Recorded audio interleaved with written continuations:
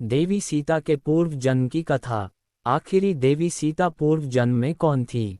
आजकल हम कई लोगों से सुनते हैं कि रावण ने सीता जी का हरण किया परंतु उन्हें हाथ नहीं लगाया। ये लोग रावण की बड़ाई करते नहीं थकते। परंतु क्या आप जानते हैं कि रावण के सीता जी को स्पर्श न करने का कारण कुछ श्राप थे जिनकी जानकारी रावण को थी। वह जानता था कि यदि उसने कभी किसी स्त्री को उसकी इच्छा एवं अनुमति के बिना स्पर्श किया तो उसके सिर के 100 टुकड़े हो जाएंगे। राक्षसीय प्रवृत्तियों से उद्यत रावण स्त्रियों के साथ दुष्कृत्य करने से झिझकता नहीं था। वह घोर पापी था। जब रावण विश्व विजय के लिए स्वर्गलोक पहुंचा, तब उसे वहां एक रंभा नाम की अप्सरा मिली। उसे देखकर रावण उस पर मोहित हो गया और रावण ने उसे पकड़ लिया। रंभा ने रावण से कहा कि मैं आपके बड़े भाई के पुत्र नलकुबेर के लिए हूँ, इसलिए आपकी पुत्रवधू के समान हूँ। परंतु रावण ने उसकी एक न सुनी। इस कारण क्रोध में आकर कुबेर के बेटे नलकुबेर ने रावण को श्राप दिया कि यदि उसने कभी किसी स्त्री को उसकी इच्छा एवं अनुमति के बिना स्पर्श किया तो उसके सिर के 100 टुकड़े हो जाएंगे। दूसरा श्राप सीता जी ने रावण को अपने पूर्व जन्म में वेदवती के रूप में दिया था। ये प्रसंग वाल्मीकि रामायण के उत्तरकांड में 17वें सर्ग में आता है। ये देवी सीता के पूर्व जन्म की कथा है।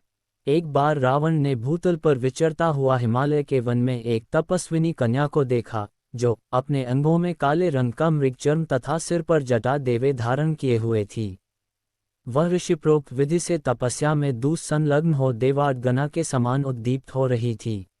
उत्तम एवं महान व्रत का पालन करने वाली तथा रूप सौंदर्य से सुशोभित उस कन्या को देखकर रावण का चित्त कामजनित मोह के वशीभूत हो गया। उसने अट्टहास करते हुए से पूछा, भद्रे, तुम अपनी इस युवावस्था के विपरीत ये कैसा बर्ताव कर रही हो? तुम्हारे इस दिव्य रूप के लिए ऐसा आचरण कदापि उचित नहीं है। भीरु, तुम्हारे इस रूप की कहीं तुलना नहीं है। ये पुरुषों के हृदय में कामजनित उन्माद पैदा करने वाला है।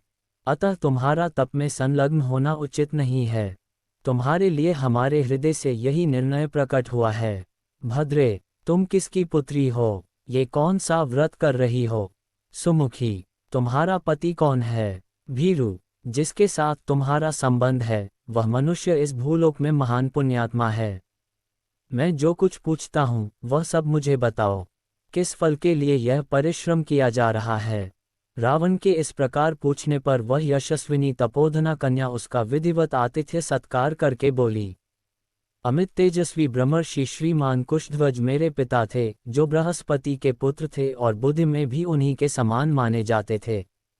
प्रतिदिन वेदाभ्यास करने वाले उन महात्मा पिता से वाड्मयी कन्या के रूप में मेरा प्रादुर्भाव हुआ था।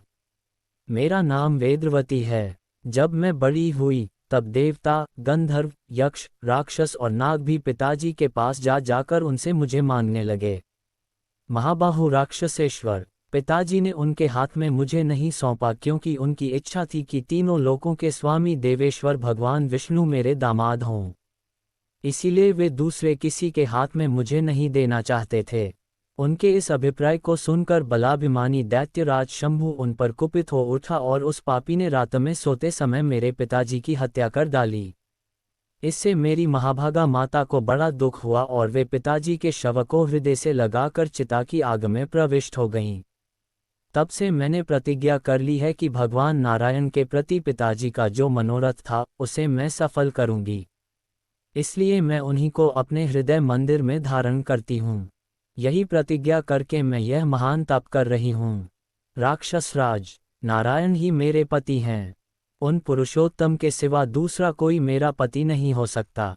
उन नारायण देव को प्राप्त करने के लिए ही मैंने इस कठोर व्रत का आश्रय लिया है। राजन, पौलस्त्यनंदन, मैंने आपको पहचान लिया है। आप जाइए। त्रिलोकी में जो कोई भी वस्तु विद्यमान है वह सब मैं तपस्या द्वारा जानती हूँ। ये सुनकर रावण कामबाण से पीड़ित हो विमान से उतर गया और उस उत्तम एवं महान व्रत का पालन करने वाली कन्या से फिर बोला, सुश्रुनी, तुम गर्वीली जान पड़ती हो, तभी तो तुम्हारी बुद्धि ऐसी हो गई है। मृग शावकलोचने, इस तरह पुण्य का संग्रह बूढ़ी स्त्रियों को ही शोभा देता है, तुम जैसे युवती को नहीं। तुम तो सर्वगुण संपन्न एवं त्रिलोकी की अद्वितीय सुंदरी हो। तुम्हें ऐसी बात नहीं कहनी चाहिए। भीरू, तुम्हारी जवानी बीती जा रही है।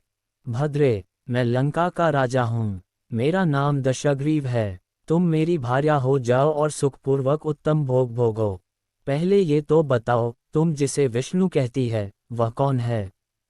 अन्य, भद्रे, तुम जिसे चाहती हो वह बल, पराक्रम, तप और भोग वैभव के द्वारा मेरी समानता नहीं कर सकता। उसके ऐसा कहने पर कुमारी वेदवती उस निशाचर से बोली, नहीं नहीं, ऐसा न कहो।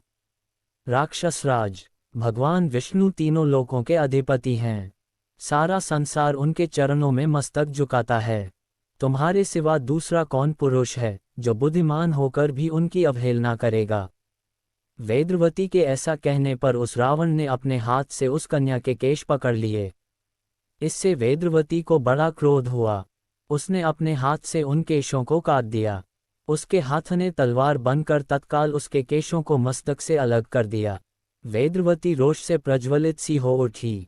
वह जल मरने के लिए उतावली हो अग्नि की स्थापना करके उस निशाचर को दग्ध करती हुई सी बोली, नीच राक्षस, तूने मेरा तिरस्कार किया है, अतः अब इस जीवन को सुरक्षित रखना मुझे अभीष्ट नहीं है।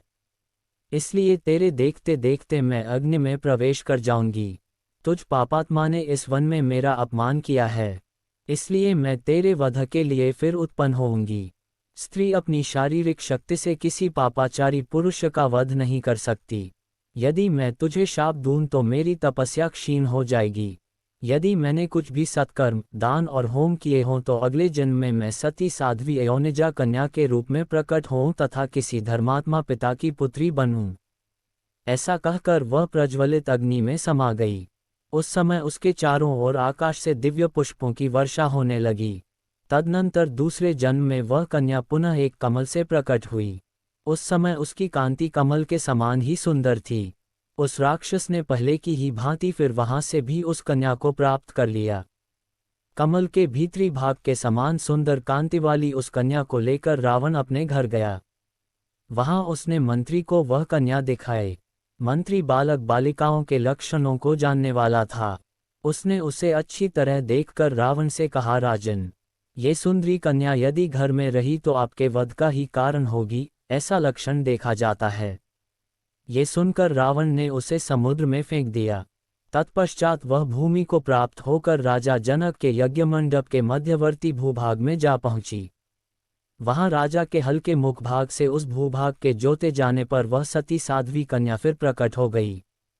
वही यह वेदवती महाराज जनक की पुत्री के रूप में प्रादुर्भूत हो प्रभु श्रीराम की पत्नी हुई है। महाबाहो, श्री राम ही सनातन विष्णु हैं। इस प्रकार यह महाभागा देवी विभिन्न कल्पों में पुनः रावण वध के उद्देश्य से मर्त्यलोक में अवतीर्ण होती रहेगी। यज्ञवेदी पर अग्निशिखा के समान हल से जोते गए क्षेत्र में इसका आविर्भाव हुआ है। ये वेदवती पहले सत्ययुग में प्रकट हुई थी। फिर त्रेतायुग आने पर उस राक्षस रावण के वध के लिए मिथिलावर्ती राजा जनक के कुल में सीता रूप से अवतीर्ण हुई। सीता हल जोतने से भूमि पर बनी हुई रेखा से उत्पन्न होने के कारण मनुष्य इस देवी को सीता कहते हैं। जय सिया राम।